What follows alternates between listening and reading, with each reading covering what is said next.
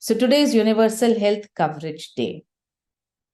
Health coverage की बात हो रही है और मुझे लगता है महिलाओं से बात करना सबसे ज्यादा जरूरी है, क्योंकि जिम्मेदारी मुझी से शुरू होती है, क्योंकि सत्ता मेरे घर की मेरे हाथ में।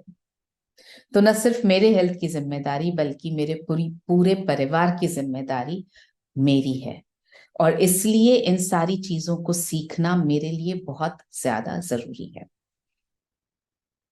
सबसे पहली चीज जहां पर हम गड़बड़ करते हैं या जिस पर हम ध्यान नहीं देते हैं वो है ब्रीदिंग। प्राणायाम पर तो हम ध्यान देने लगे हैं क्योंकि बहुत सारे लोग प्राणायाम की बात करने लगे हैं, लेकिन यूजुअली हम प्राणायाम 10 मिनट करते हैं, 15 मिनट करते हैं और उसके बाद हम भूल जाते हैं। हम फिर अपना पूरा दिन, बाकी के 23 घंटे 50 मिनट हम अपनी रिदम में चलाते रहते हैं, ये सोच करके कि प्राणायाम कर तो लिया। प्राणायाम है सांस की एक्सरसाइज, और मुझे लगता है प्राणायाम दिन भर होते ही रहना चाहिए। तो आप अपनी सांसों पर जब भी आपको थोड़ा सा भी वक्त मिले या ध्यान आए, आप अपनी सांस पर ध्यान दीजिए। सांस के संबंध में दो बातें बहुत जरूरी है। सांस आपकी लंबी और गहरी होनी चाहिए हमेशा। इस वक्त भी जब आप सांस ले रहे हैं, आप अगर कॉन्शियसली कोशिश करने लगेंगे तो आपकी सांस लंबी और गहरी आप अंदर तक खींच पाएंगे, और उससे भी ज्यादा देर तक सांस छोड़ने की आदत डालिए। बहुत सिंपल वजह है, हम जब सांस लेते हैं तो कुछ ऐसे टॉक्सिन्स जो वातावरण में है वो हमारे अंदर जा रहे हैं, और जब ये सांस जब हमारी बॉडी में यूज होती है तब भी बहुत सारे टॉक्सिन्स बनते हैं प्रोसेस में। वो सारे टॉक्सिन्स बाहर तब निकलेंगे जब आप लंबी देर तक सांस छोड़ेंगे। तो इसलिए कॉन्शियसली पूरे दिन कोशिश कीजिए, लंबी सांस लें और उससे भी ज्यादा लंबी देर तक सांस छोड़ें। दूसरी गलती जो हम करने लगे हैं, बच्चे थे तब नहीं करते थे। आप किसी छोटे से बच्चे को देखेंगे ना, जो गोदी वाला बच्चा है, उसको आप लेटे हुए देखिए। जब वो बच्चा सांस लेता है तो उसका पेट फूलता है, और जब वो सांस छोड़ता है तो उसका पेट नीचे जाता है, अंदर जाता है। लेकिन हम धीरे धीरे भूल गए, और इसलिए जब हम सांस लेते हैं तो हमारा पेट अंदर जाता है, जब सांस छोड़ते हैं तो हमारा पेट फूलता है। उल्टा करने लगे। अगर हम कॉन्शियसली ऐसे सांस लेने लगेंगे कि जब आप सांस अंदर लें तो आपका पेट फूले, और जब आप सांस छोड़ें तो आपका पेट अंदर जाए, ये आपकी हेल्थ को बहुत अच्छा बनाने में बहुत ज्यादा मदद कर सकता है। सो सांस के संबंध में ये दोनों चीजें याद रखिए। लंबी सांस लेनी है, उससे भी ज्यादा लंबी सांस छोड़नी है, और सांस लेते समय पेट फूलना चाहिए। सांस अंदर जा रही है ना, हवा अंदर जा रही है, जैसे गुब्बारे में हवा अंदर जाती है तो गुब्बारा फूलता है, उसी तरह से जब सांस पेट में जा रही है तो पेट फूलना चाहिए, और सांस जब बाहर निकल रही है तो पेट अंदर जाना चाहिए। आगे बढ़ते हैं। ये बहुत इंपॉर्टेंट पॉइंट है, और इस पॉइंट के लिए आपको न सिर्फ अपने लिए बल्कि अपने परिवार के लिए भी बहुत सजग होना चाहिए। कब्ज आपको या आपके परिवार में किसी को भी नहीं होना चाहिए। कॉन्स्टिपेशन का मतलब ये नहीं है कि दिन में एक बार पेट साफ हो गया तो कॉन्स्टिपेशन नहीं है। अगर आपको जोर लगाना पड़ता है, आपको बहुत ज्यादा देर लग रही है बाथरूम में, तो इसका मतलब कॉन्स्टिपेशन है। दिन में कम से कम 2 बार आपका पेट खाली होना ही चाहिए, 2 बार, सुबह और शाम। एक बार होना इज नॉट इनफ। मैं अपने 25 साल के बेटे को भी दिन में एक बार जरूर पूछती हूँ, पॉटी सीन क्या है तुम्हारा। आपको सोचकर लगेगा कौन पूछता है या क्या, इतने बड़े बच्चे से पूछना चाहिए, बट डेफिनेटली पूछना चाहिए। आपको अंदाजा लगते रहना चाहिए आपके घर में बना हुआ खाना और आपकी लाइफस्टाइल, आपके घर की लाइफस्टाइल हेल्दी है या नहीं है। और सबसे बड़ा जो परीक्षण का जो स्टैंडर्ड है वो कॉन्स्टिपेशन। अगर कॉन्स्टिपेशन है आपके घर में किसी को, इसका मतलब लाइफस्टाइल में कुछ बदलाव करने की जरूरत है।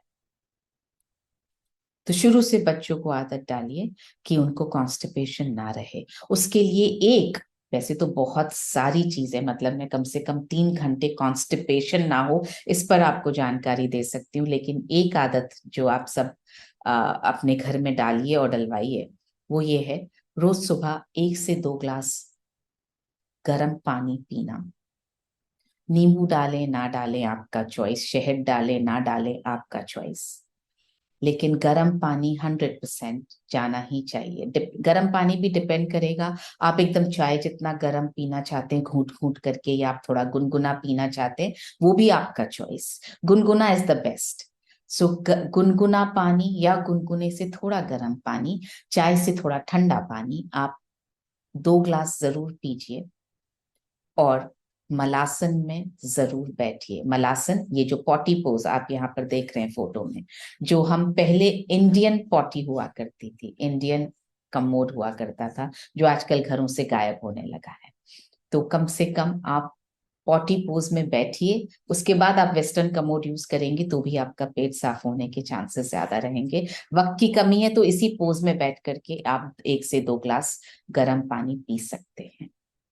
और ये बच्चों को भी आदत डालिए प्लीज। तीसरे पॉइंट पर आते हैं, एक्सरसाइज। एक्सरसाइज बहुत तरह की होती है। बहुत सारे लोगों को लगता है कि चल फिर लिए तो एक्सरसाइज हो गई, या मेरे पास एक्सरसाइज करने का टाइम नहीं है, क्या करूं। नियम बनाइए, 45 मिनट रोज पैदल चलना है। आप फिर घर में चलें बाहर चलें, ये आपका चॉइस है। घर में कैसे चला जा सकता है? घर में भी चला जा सकता है। आप किचन में हैं तो भी आप चलती रह सकती है। किचन में हैं, आपके हाथ काम कर रहे हैं, पैरों को चलाते रहिए। आपको डांस करने का शौक है, आधा घंटा कमरा बंद करके डांस कर लीजिए। जो जैसे भी आप टीवी देख रही हैं, बैठ के मत देखिए, खड़े होके देखिए, चलते चलते देखिए, एक ही जगह पर डांस करते हुए देखिए। आप सब्जी बन रही है, आप वेट कर रही हैं, कपड़े वॉशिंग मशीन चल रही है, आप 2 मिनट वेट कर रही हैं, ये एक बार बंद हो जाए तो मैं कपड़े सुखा के ही बाकी काम करूं। वेट करते करते वॉक कर लीजिए, वेट करते करते थोड़ा सा हिल डुल लीजिए, डांस कर लीजिए। आप हमेशा चलते फिरते रखें खुद को। लिफ्ट की जगह सीढ़ियों का इस्तेमाल कीजिए। आपके बिल्डिंग में अगर लिफ्ट है, 2 फ्लोर्स तक सीढ़ियां चढ़िए, बाद में लिफ्ट यूज कर लीजिए। अगर आप गाड़ी चला रही हैं या आपके घर में लोग गाड़ी चला रहे हैं, तो उनसे कहिए कि आप थोड़ी दूर पे पार्क करें ताकि आपको चलने का मौका मिले। आसपास कहीं जाना है तो पैदल जाइए, स्कूटी लेकर के या ऑटो लेकर के या गाड़ी में बैठ करके मत जाइए। कोशिश कीजिए कि आप एक तरफ पैदल चल पाएं, एक तरफ। जैसे सब्जी लेने भी जाना है तो आपको लगेगा अरे सब्जी का थैला उठा के पैदल लाना पड़ेगा, तो मैं अपना स्कूटर ले जाऊं या अपनी गाड़ी ले जाऊं। आप ऑटो करके वापस आ सकती हैं, आप बस करके वापस आ सकती हैं, आप किसी को बोल सकती हैं मुझे पिक कर लेना। एटलीस्ट एक तरफ पैदल चलिए। आपके दिमाग में अगर ये रहेगा ना कि ज्यादा से ज्यादा पैदल चलूं, तो आप मौके ढूंढेंगी पैदल चलने के। तो अपने माइंडसेट को इस तरह बनाइए कि ज्यादा पैदल कैसे चलूं। माइंडसेट ये मत बनाइए कि कम पैदल कैसे चलूं। घर में भी कोशिश पूरी कीजिए आप ज्यादा से ज्यादा चल पाए। जितना हो सके घर का काम खुद करें। आप बोलेंगी हम महिलाएं तो घर का सारा काम खुद ही करती हैं, लेकिन आप नोटिस करेंगी आजकल वॉशिंग मशीन काम करती है। पहले हम बैठ के कपड़े धोया करते थे, उठक बैठक हो रही होती थी, हाथ की एक्सरसाइज होती थी, अब बंद हो गई है। पर मेरा टाइम जाता है, तो मैंने इसका एक ऑप्शन ढूंढ लिया है। मैं सारे कपड़े हाथ से नहीं धोती, लेकिन कुछ कपड़े हाथ से धोती हूँ, वो जो डेलिकेट होते हैं, एम्ब्रॉयडरी वाले होते हैं, कच्चे होते हैं रंग जिनका। तो मेरी एक्सरसाइज भी हो जाती है, कपड़ों की केयर भी हो जाती है। आ, जैसे मोटे कपड़े हैं, टाल है या चद्दर है या जीन्स है, वो मैं हाथ से नहीं धोती। तो मैंने वो बैलेंस बनाने की कोशिश की है। आप सारे बर्तन हाथ से ना धोएं, कुछ धो के रखें। आप कपड़े निचोड़ना एक बहुत अच्छी एक्सरसाइज है। मेरी माँ जो है पुरानी वाली, वो चक्की ले आई है फिर से अपने पुराने घर से निकाल करके। तो वो 2-3 दिन में एक बार उस चक्की को चला लेती हैं, 10 मिनट के लिए थोड़ा सा आटा पीस लेती है, एक्सरसाइज हो जाती है। तो आप कोशिश करें कि घर के काम आप खुद करना शुरू करें। पोछा आजकल हम खड़े होके लगाने लगे हैं, तो आप अगर बैठ करके लगाएंगी, एक कमरे का भी लगाएंगी, तो एक्सरसाइज होगी। और यहाँ पे मैं इस बात पर डेफिनेटली जोर देना चाहूंगी, जितनी भी यहाँ मम्मियां बैठी हैं ना, अपने बच्चों से काम करवाइए प्लीज। ये जो हमारी आदत है ना, बच्चों को ना करना पड़े हम कर लें, अरे बच्चे पढ़ रहे हैं, अरे बिटिया भी मेरी पढ़ रही है, बेटा भी मेरा पढ़ रहा है, वो बस पढ़ लिख ले, काम हम सब कर देंगे। हम गलत कर रहे हैं, उनकी हेल्थ के लिए भी और उनकी आगे की जिंदगी के लिए भी। उनको सिखाइए अपना पानी का ग्लास खुद उठा के रखें, अपने खाना खाए हुए बर्तन खुद उठा के रखें, खाना खाने जब बैठ रहे हैं तो टेबल लगाएं, अपनी चद्दर समेट के रखें, अपना बिस्तर ठीक करें, अपना बैग जगह पे रखें, अपने कपड़े खुद धोने डालें। ये सब चीजें सिखाइए प्लीज। इससे आपको बहुत सारे फायदे होने वाले हैं। रिलीफ भी मिलेगा आपको थोड़ा सा, चिड़चिड़ाहट भी कम होगी। बच्चे आपके काम करना सीख जाएंगे, चाहे बेटियां हो या बेटे हो, तो अपने अपने घरों में जब बड़े हो जाएंगे तो ज्यादा सपोर्ट कर पाएंगे, हेल्थ उनकी अच्छी रहेगी, खुद काम करने की आदत पड़ेगी, तो सर्वेंट्स पर डिपेंडेंस कम रहेगी। हर तरह से ये बहुत ज्यादा अच्छा तरीका है। तो ये जो मम्मी का दिल है ना, उसको थोड़ा सा प्रैक्टिकल बनाने की जरूरत है। और यकीन मानिए, आपको इस बात से तकलीफ कभी नहीं होगी कि अरे मेरे बच्चे खुद काम करते हैं। आपको हमेशा प्राउड ही महसूस होगा कि मेरे बच्चे, बेटा हो या बेटी, खुद अपना काम कर सकते हैं। सो कोई बहादुरी नहीं है बच्चों से काम न करवाने में, बहादुरी है बच्चों को काम करना सिखाने। इमोशनल बॉयज, ये स्पेशली महिलाओं के लिए बहुत इंपॉर्टेंट सब्जेक्ट है, क्योंकि हम महिलाएं पूरी दुनिया का बोझा अपने कंधे पर लेके घूमती हैं। चाहे वो एक ग्लास टूट जाए घर में तो, चाहे घर में बहस हो जाए, चाहे हस्बैंड ने बात न मानी हो, चाहे बच्चों ने बात न मानी हो, चाहे सास ने न मानी हो, चाहे अपलाइन ने न मानी हो, चाहे टीम नहीं सुन रही है, हमारे को सिर्फ मौका चाहिए टेंशन लेने का।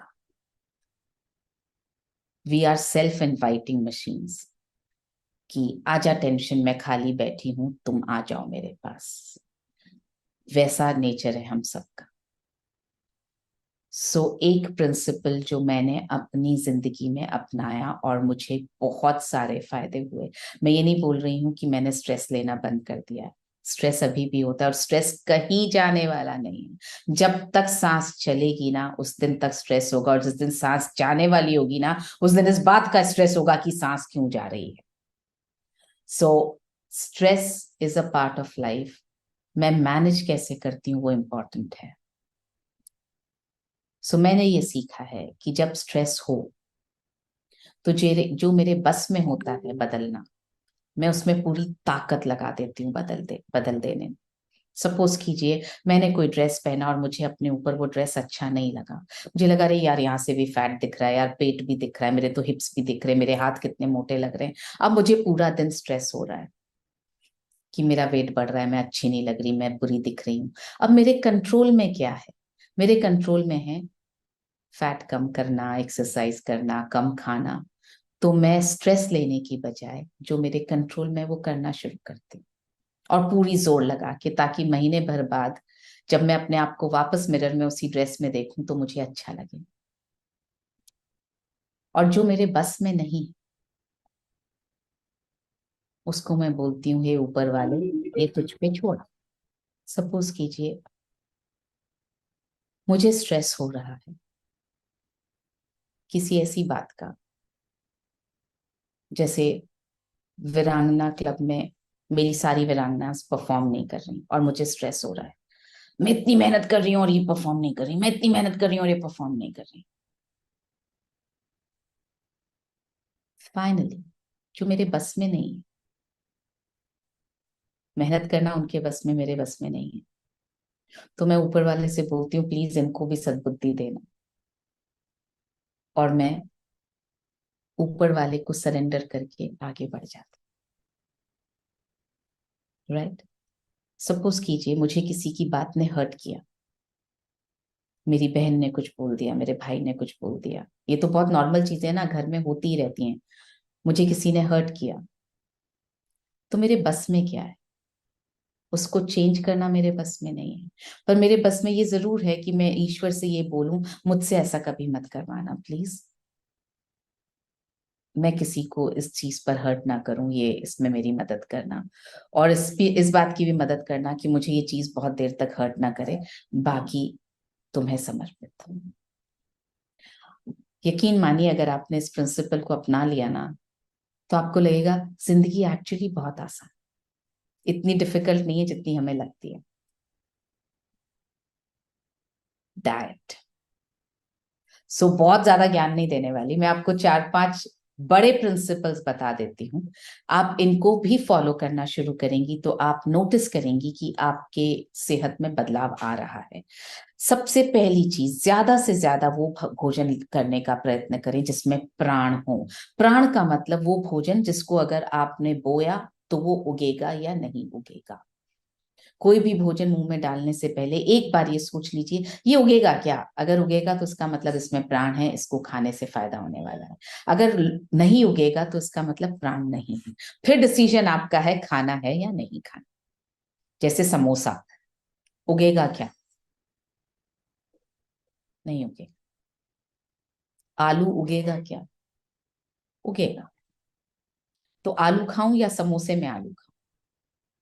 दोनों में फर्क है। तो वो डिसाइड मुझे कर, राइट।